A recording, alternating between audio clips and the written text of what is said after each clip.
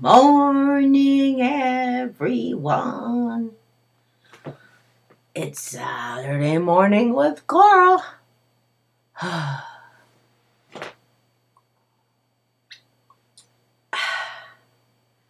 Well, let me tell you why I look and act so tired.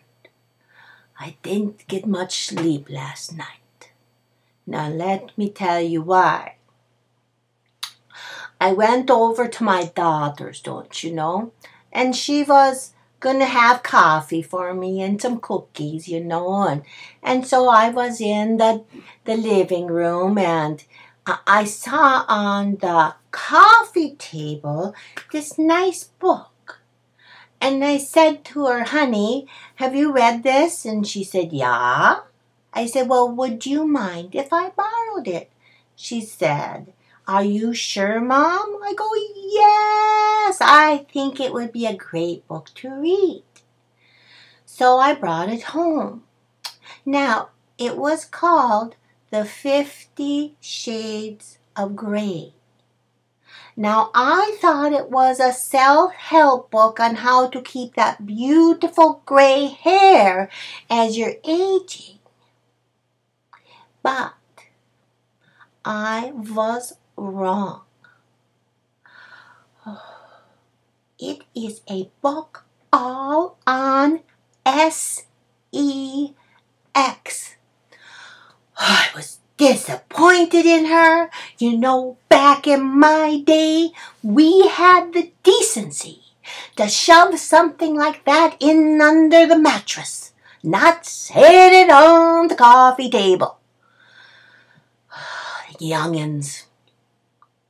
Well, then some things started to make sense to me.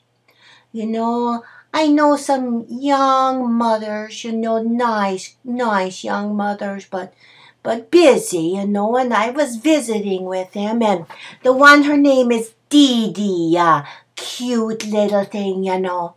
She has 2 children, and she was telling me that she had read this book, and she said her husband loved when she read it. I didn't figure that out until now. Well, and then the other thing that made sense is that she kept on trying to pawn that book off on Sarah Garrett.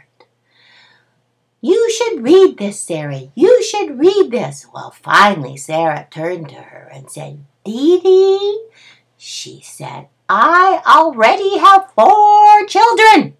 I don't want any more. Well, now it all makes sense. Well, I felt that, you know, seeing how I borrowed it, I better read it, you know. I mean, that's the right thing to do. Oh, I tell ya, whoo, it was hot stuff, yeah. No Christian woman should read stuff like that, no. Don't tell the priest I read it. I really don't feel like going to confession and telling him all about it. Don't you know? You know, when you get our age, we just think a little different about sex. Yeah. A thing of the past. A precious memory. Yeah. Well, like I told you before, you know, I always go with my husband to the doctor. But he went one day, well, we both had appointments, so, you know, it was kind of hard to follow along, you know, so. I was in my room and he was in his, and the doctor came in and said to him, Jim, we're going to do your checkup now. Any concerns or problems you're having? And he thought for a little bit and he said, yeah, Doc. He said, you know, the first time I have sex, I get all hot and sweaty. And the second time I have sex, I get all cold and chilly. Well, the doctor thought about it and he said, well, right off the top of my head, Jim, I can't figure it out, but we'll do the tests and everything. And his blood pressure was fine. Yeah, his heart was good. I mean, everything was normal. So he came in to do my checkup and he said, Cora, I need a little help. Maybe you can shed a little light on this. He said, your husband told me that the first time that he has sex, he's all hot and sweaty. And the second time he has sex, he's all cold and chilly. I looked at him and couldn't figure that one out, you know. I said, the old fool.